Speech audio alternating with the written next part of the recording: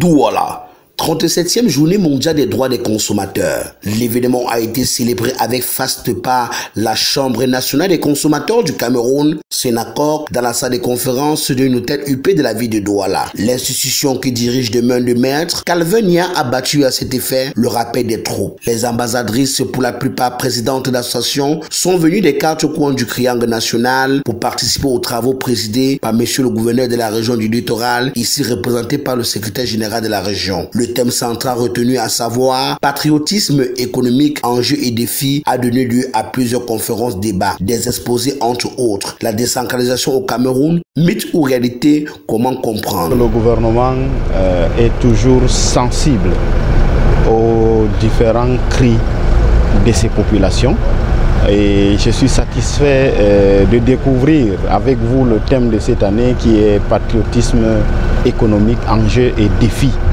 Donc l'heure est venue pour les parties prenantes, donc le monde du commerce, de démontrer leur patriotisme économique, donc de sauver les consommateurs, d'écouter les pleurs des consommateurs et de satisfaire ces consommateurs.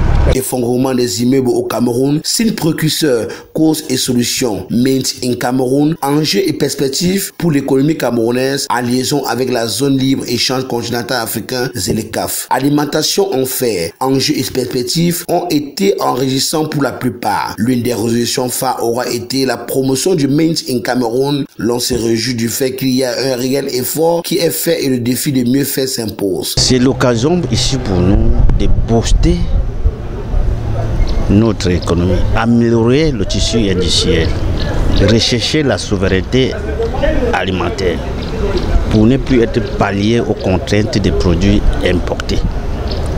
Imaginez des milliards que le Cameroun dépense chaque année pour importer des produits, c'est de trop. Donc j'ai attiré l'attention de toutes les parties prenantes parce que tout le monde est concerné. Ce n'est pas seulement l'État, ce n'est pas seulement l'opérateur économique, ce n'est pas seulement le consommateur. Donc, donc il s'agit ici d'une mutualisation des forces. Donc nous devons dépendre de nous. C'est pourquoi j'attire l'attention du ministère du Commerce sous le contrôle du Conseil national de la consommation qui assure l'encadrement de l'association, d'améliorer et de mettre un accent particulier encore sur ce qui reste encore à faire.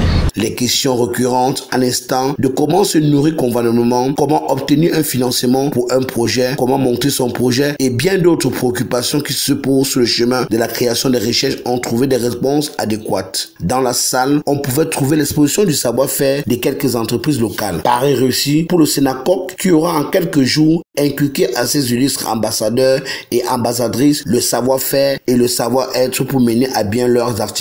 L'objectif étant la satisfaction accrue des besoins des consommateurs tout en respectant leurs droits. Cette semaine s'est achevée par une soirée de gala organisée par la Sénacoc avec à la tête main de maître Calvin Nia. Une cérémonie qui a connu la remise des diplômes aux meilleures entreprises qui se sont démarquées pendant l'année 2021-2022. À l'année prochaine. Je suis un enfant cotisé par mon père et ma mère. Papa est Palermo, la maman est la mère. Au fond, le râlement, toi, mais non, nous autres. Je sais ma mère n'a pas un tour. Je vais le recommander les comètes. Au Cameroun,